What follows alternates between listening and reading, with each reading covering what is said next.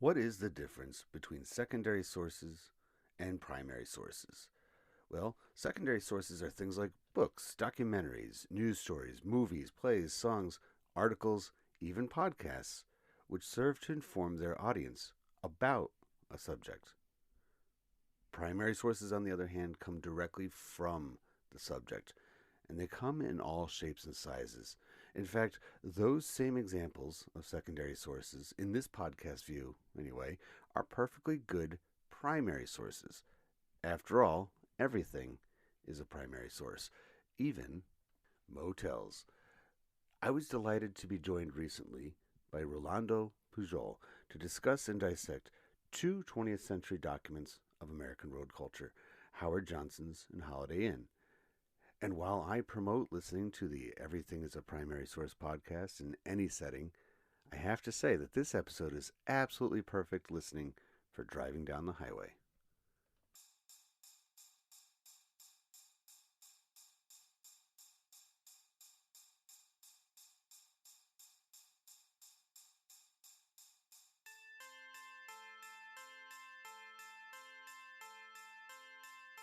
Welcome back to the EPS podcast, where everything is a primary source. I'm Eric Paul, and today I'm excited to have on my show the Retrologist, Rolando Pujol, who is joining me from New York City, correct?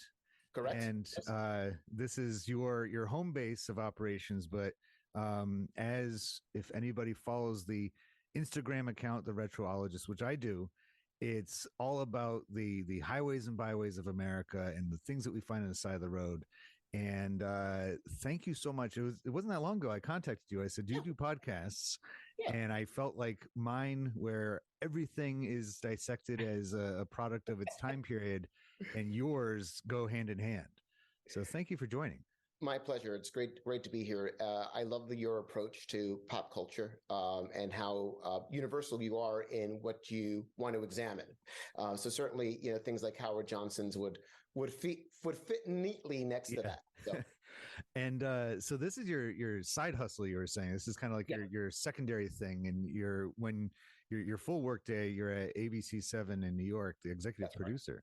That's right. I'm an EP there. I help oversee digital and premium content and help guide the station strategically in not only the digital space, but in all that we do. Because as you know, linear television industry is changing rapidly as we speak. It's been going on for years. And now with the growth in streaming, it's a very exciting and interesting space. And so that's what I do. That's my day job. And it's also my night job. It's a very demanding, 24/7 Yeah. kind of job. But the way that I also find, and it's a great creative release for me, but I also deeply enjoy what you were talking about, which is what I post on my Instagram under my account handle, which is just my name, Rolando Pujol, and I've been there for about a decade on Instagram, but it really began to uh, approach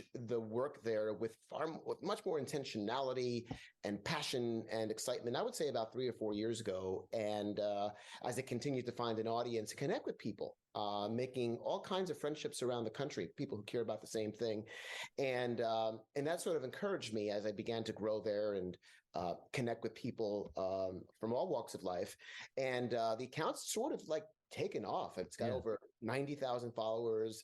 There are weeks where my posts reach millions of people.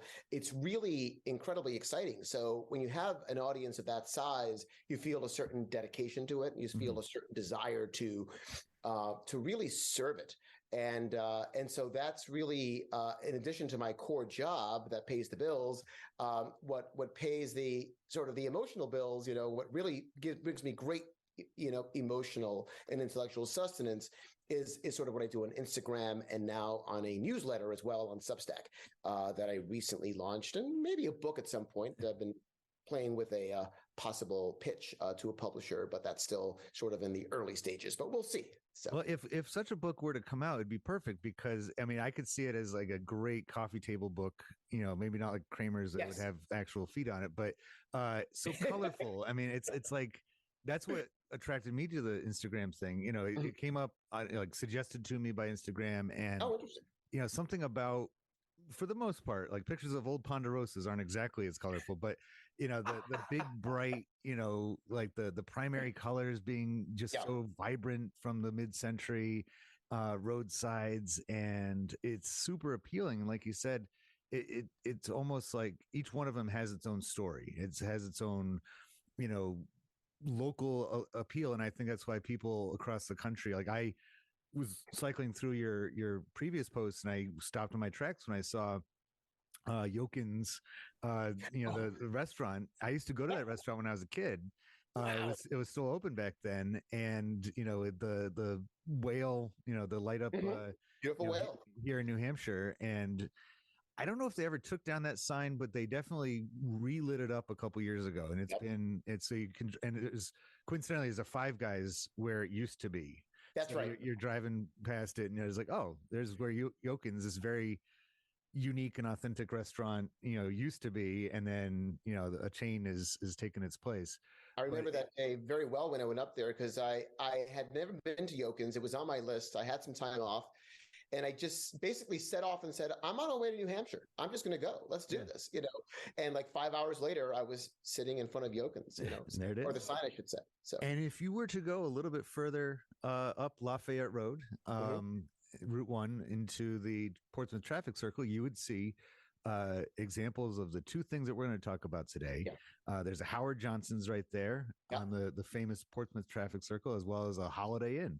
Yep. And so today's topic is going to be what we're going to dissect is those two places. And I mean, one of them, Holiday Inn, has a history that dates back only to 1953, and then Howard Johnson's has 1920s as the restaurant. And then, so what I would like to do is, I think that looking at Howard Johnson's when the restaurant and the Motor Lodge merged again in like the early 50s would be kind of our place to break it down and how that's a product of its time, if that works for you.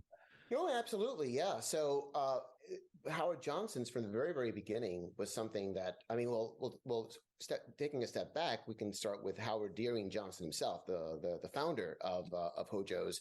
And he was somebody who was a real visionary. He's somebody who took over his dad's tobacco store, and that ended up closing. He assumed all these very big debts. He had a lot of responsibilities to his mother. He had sisters, and he had a wife and soon a family.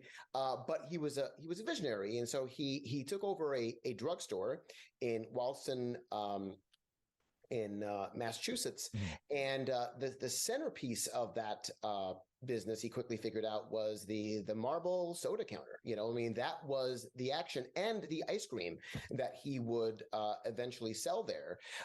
He eventually hit upon a recipe that doubled the butter fat, and it was absolutely just scrumptious, and it led to tremendous demand for this product, not only at that original drugstore, patent medicine drugstore in Quincy, but then also he opened up Shacks on the Beach, also in Massachusetts, a proper Howard Johnson's restaurant in 1929 downtown, and in Quincy, and then in 1935, he basically hit upon the concept, although there had been other examples, but he hit upon it most prominently, the concept of franchising. And he was able to. He had a friend, Reginald Sprague, and who had a good piece of property in Orleans, which is I think I'm pronouncing that right, in Cape Cod, and it was at a good central location, and it is there that he opened up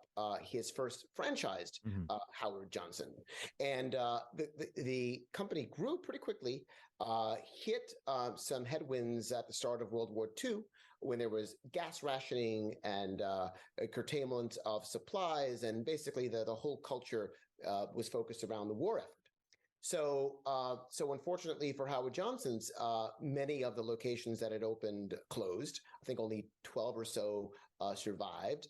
But after the war, again, Howard Deering Johnson, an incredibly innovative, smart, and passionate man, got right back to it.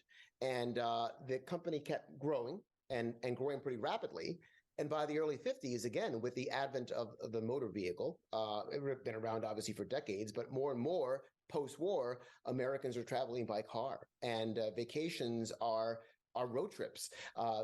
Traveling by plane is not yet this thing that it would become in the 60s and 70s. So vacation going down Florida meant getting on the highway.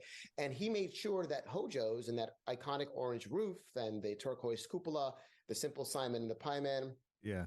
Weather Vane, that they were in prominent locations along the highways. He also very intelligently got the concession licenses for Hojo's at major turnpikes, Pennsylvania Turnpike, New Jersey Turnpike, when there were really no other options for travelers but that Hojo's. Right. I mean, now we think about service plazas on turnpikes, and those have a diversity of options. There's like 5 or 6 or 7 or 10 different brands. Back then it was just Hojo's. So really he built his own whole company on the back of the automobile and on families.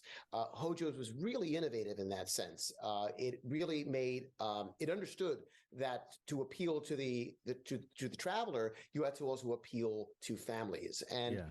of course, traveling at the time could be a very, very dicey proposition. I mean, you didn't know what you were going to get at the diners and restaurants that Right. you encountered along the way. And that problem also extended to where you spent the night.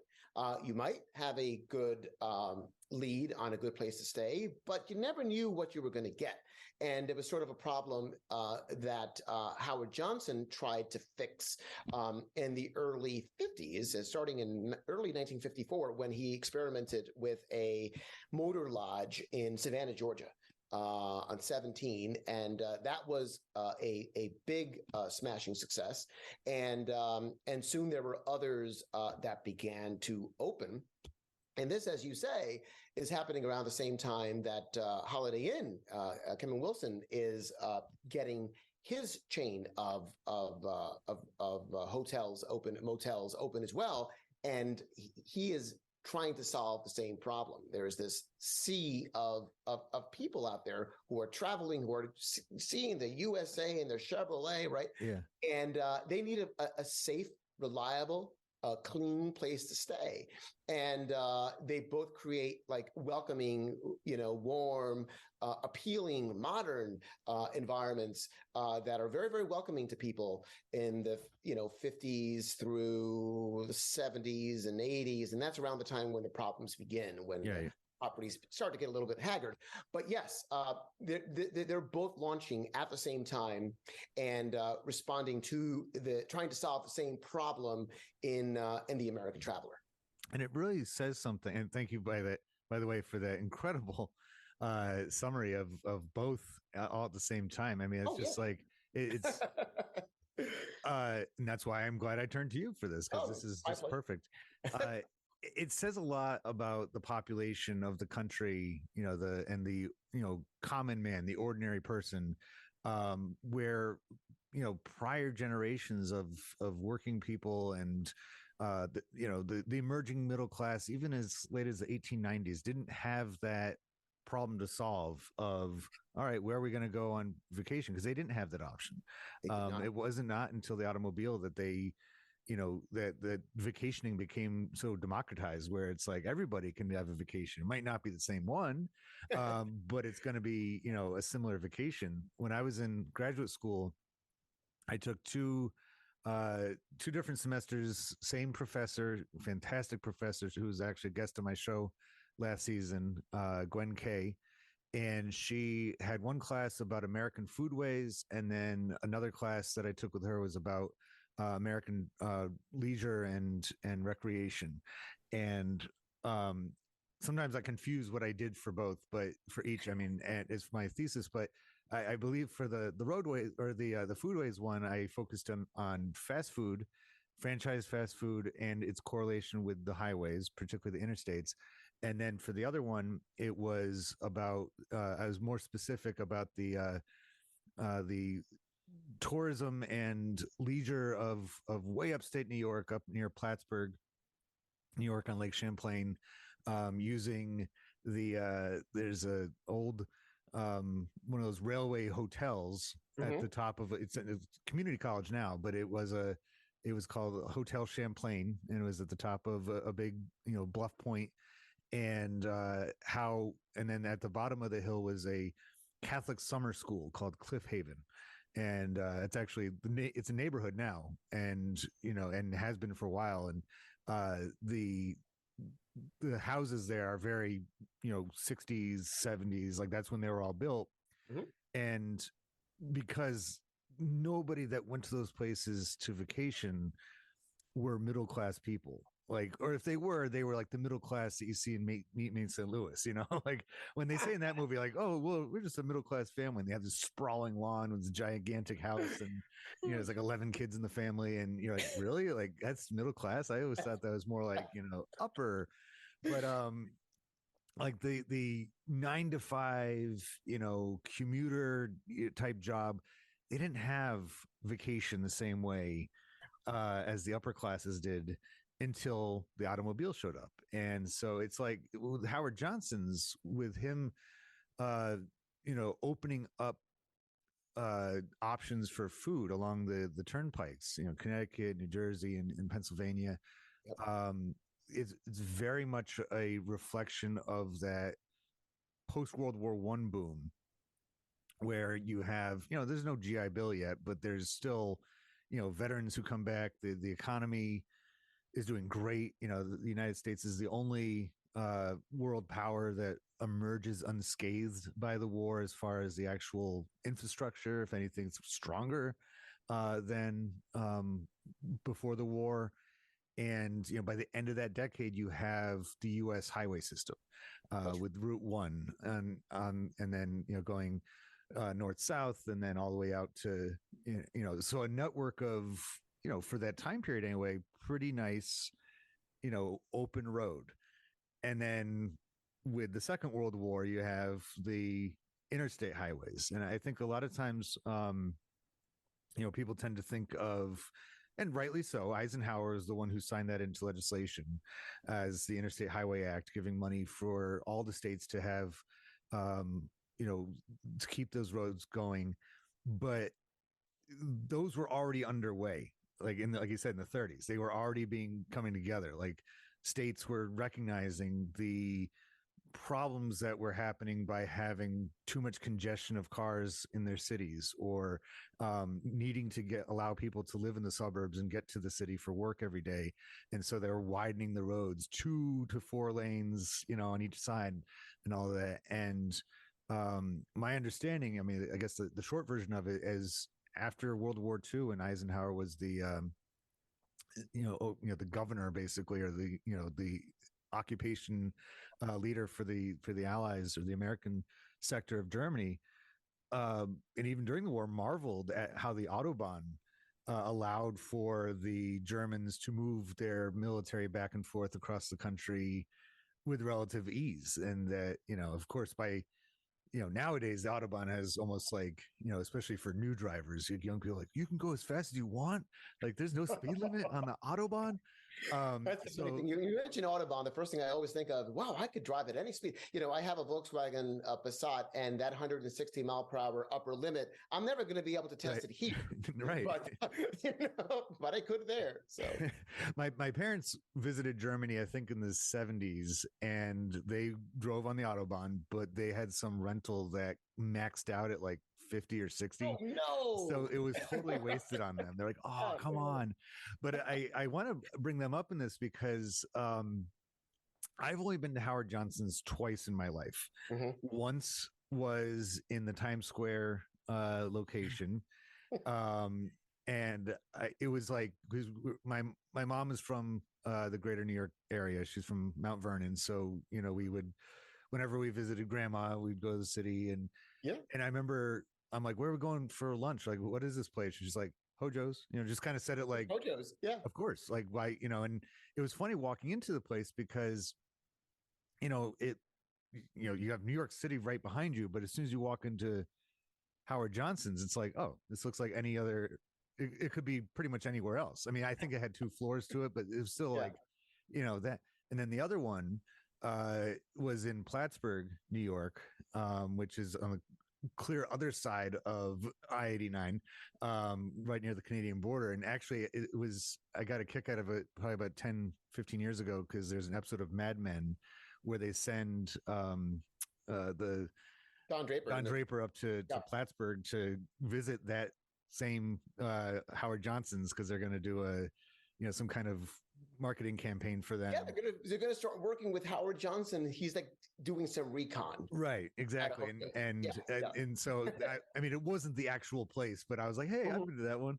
And I didn't realize it until just like today when I was looking into it, that there's a reason why there was a ground round right next door because they opened. And I remember going to that ground round so I guess technically I've been to 3 Howard Johnsons. That's right. And I was like, this place is fantastic because I was like 10 and they had, the meeting of both worlds. They had regular food and, but they had big screen TVs with Scooby-Doo on and they had like the video games by the door. And the old-timey movies and the kind of atmosphere. And clearly the two of us, neither of us has a peanut allergy because like, here you go. round if you have it's so funny today with concern around allergies to imagine a restaurant whose one of whose core tenets is chucking peanuts everywhere, right? I remember popcorn too. They like had all you could eat popcorn, because and it was and it seems like that. So Howard Johnson's in particular, between the two, really embraced the looking ahead, trying to find the next big thing, trying to, like you said, cater to families, not to business people on the move or anything like that. Whereas Holiday Inn seems to kind of be what's the purpose of your visit, and business or pleasure. And I think even the last time I stayed in one, which probably wasn't that long ago, they had one of those emails that you get afterwards, like, how was your visit, what were you here for? And they had that as the same option. So when it comes to, because in your fantastic summary, I have the breakdown of what I do for primary sources up, and we hit on pretty much all of them as far as who made it, what their status in society was. When it, for Howard Deering Johnson, his status by the time that we get to the 50s is tycoon, basically, right? Wouldn't you say that he's pretty much recognized as? My goodness, I mean, by the late 30s, he's purchased like an old money Boston Brahmin estate in Milton, Massachusetts. I mean, this guy is rolling in the dough, easily one of the most successful business people of the 20th century by far. Yeah, and it's all about his ability to look at what's coming next, what's coming down, down the pike, that's right. Literally, as far as the next big thing, because we kind of take the road for granted, don't we? We kind of expect this, especially as Americans. I traveled cross country last summer, and I've mentioned a few of my podcasts. In fact, that's kind of what got me interested in a lot of the places I've reached out to do these shows. Like we traveled from New Hampshire all the way to the Grand Canyon, and epic trip. Congrats on that. Wow. I was the whole time there, I'm like, we're still doing this? Oh my God, we're still doing this? I can't believe we're doing this. Awesome. And we got all the way out there and I'm like, okay, now we just got to get back.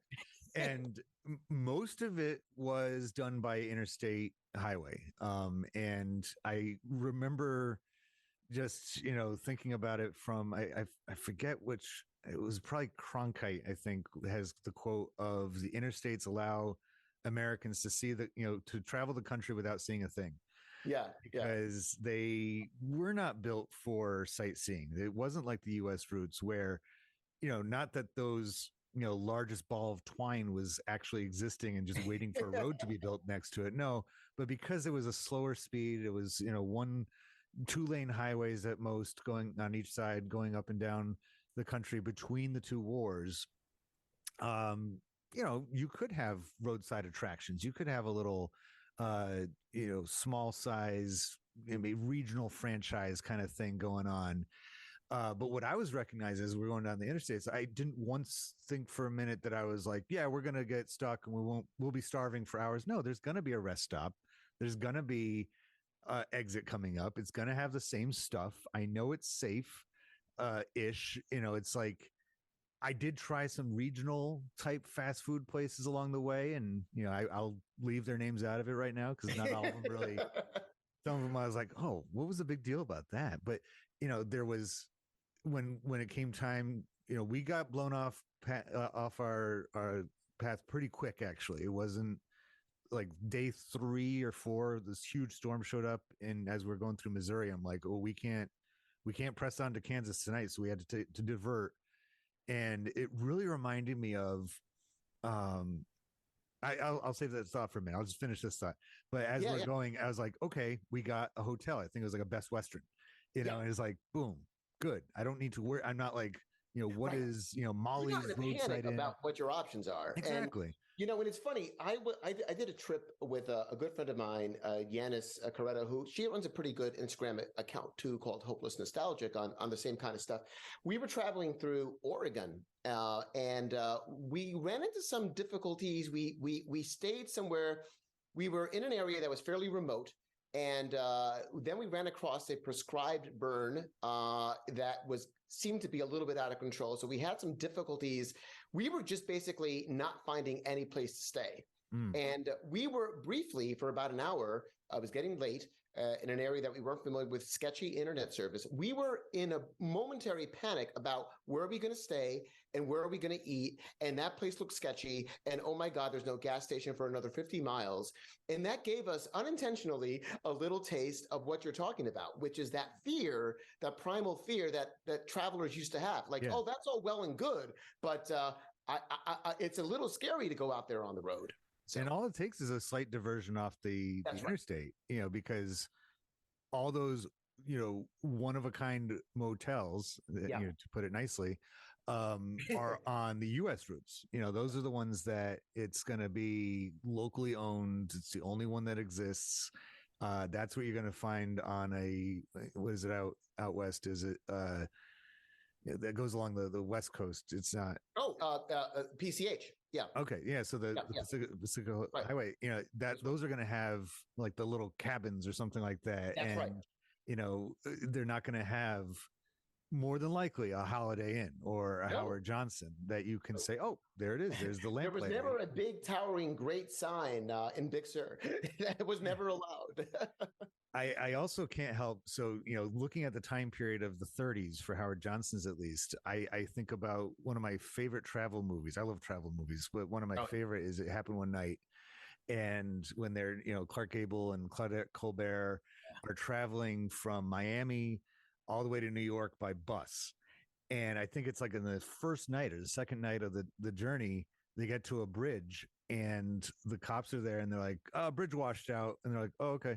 They're just like, because that was I guess, kind of normal thing in the early days of roadways. Like they didn't have, there's like, all right, well, there's a camp over there that you can get, and you can put yourself up for the night. And that's where they have, one of the funniest scenes of the movie is when they're getting ready for bed and he's, taking off his shirt and she, all that stuff. But I always think about that movie, but that part in particular, where it's just like, that was the reality before we get to these super serious, federally funded superhighways that allow for people to not even think twice about it. It would be the strangest thing if you're driving down I-95 and you saw a big sign that said like washed out bridge ahead. And I remember like maybe 10 years ago, there was a bridge off of I-95 in Wilmington, Delaware. Mm-hmm. That was going to be closed for repairs. It was showing signs of wear and they needed to fix it. And they had, there was signs as far north as Maine and all the way down to Miami saying, just because that's the truckers have used that. And your GPS was certainly not going to send you that way, So, Right. We have so many tools at our disposal now that it's very hard to get caught up in that kind of situation unless you have, like, for example, the misfortune of what happened the first week of January earlier this year, where there was a freak kind of ice/snowstorm that paralyzed a good chunk of I-95 corridor in an area that had been in the 70s just a couple of days earlier. I almost got caught up in that, but left a day earlier just to avoid that mess. So the highways, they can still be it can still be dangerous, but you have to really you have to do your homework sometimes.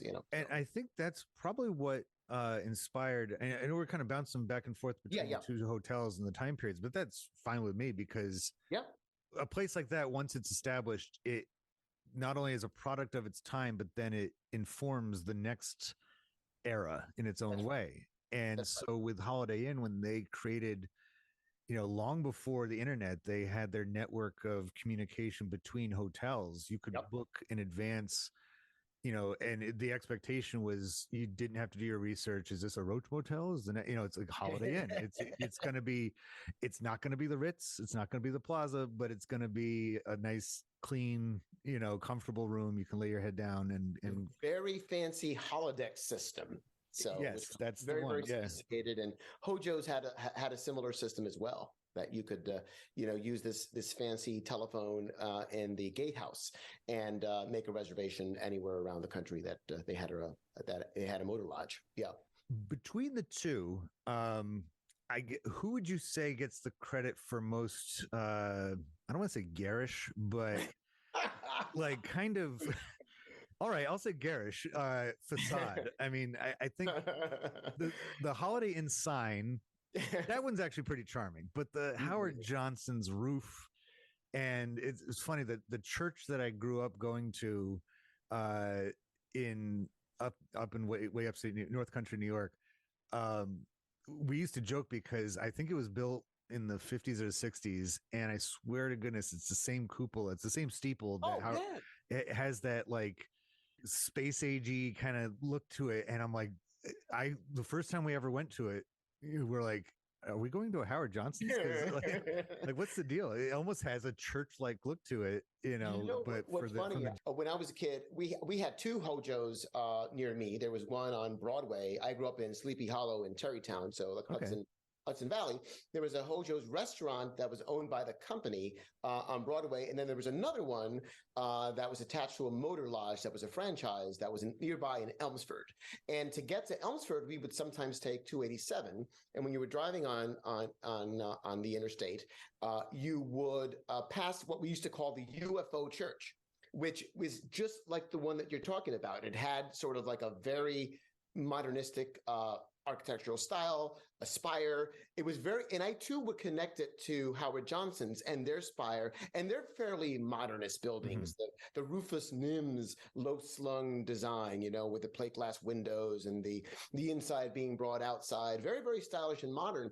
And on the way to that Elmsford Hojo's, you would pass that church, So I too would sort of make those connections, which is funny, but in terms of, to answer your question about which was more garish and which was more like over the top, they both had their, eccentricities, I mean, I would say that Howard Johnson's was really innovative in how he understood from the very beginning that he needed design program.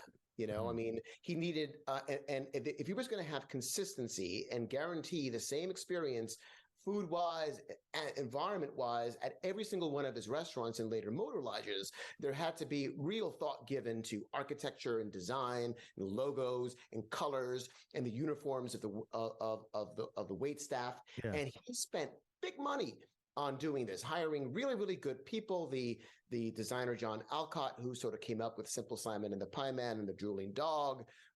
He's also credited, or so I've read, with the idea of using the bold colors of orange and turquoise, which of course was very smart because, I mean, that roof line coupled with those colors, I mean, that's automatically that's an advertisement right there. Right. You don't have to worry about billboards. You don't have to worry about, I mean, you just see it and you know exactly what you're getting. And for Holiday Inn, although the buildings could be fairly stylish too, it was really that sign that really made the difference. And not to say that Hojo's didn't have fantastic signage, it did. But when you think about great signs, there's a reason why they call it the Great Sign. Right. So, and there was a Howard Johnson's Howard Holiday Inn not far from that Howard Johnson Motor Lodge, right there on Route 119 where I grew up in Westchester. And one had the Great Sign, the other one had the Hojo sign, and it was like for a little impressionable kid, you know, I mean, the backseat of his parents' station wagon. I mean, that really, I think, helped shape my tastes and my interests and sort of what, as an adult, my continued fascination with that. I mean, that Great Sign was extraordinary. And what was quite extraordinary about it, that at the same time that in the 1980s, you know, Hojo's really began to run into some difficulties and restaurants began to close, you also saw that Great Sign, which had been everywhere, the Great Sign of the American Road, you know, suddenly vanish.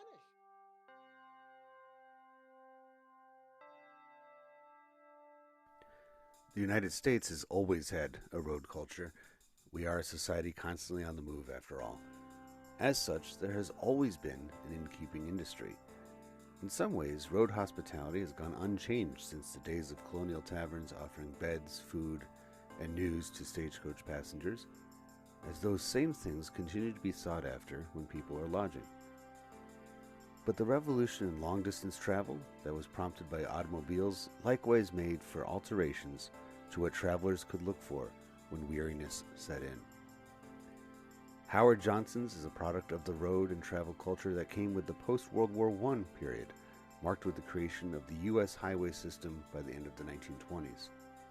Holiday Inn came about due to a similar, albeit more robust, touring and vacationing society that came about after World War II, this time denoted by the enhancement of the highways with the Eisenhower Interstate Highway System. I hope you've enjoyed listening to what you've heard thus far. If you'd like to listen to the second half of our conversation, please visit patreon.com/EPS podcast. There you can sign up to become a patron and have early access to content. Don't worry, the full episode will be released soon, but Patreon patrons will get a head start on it.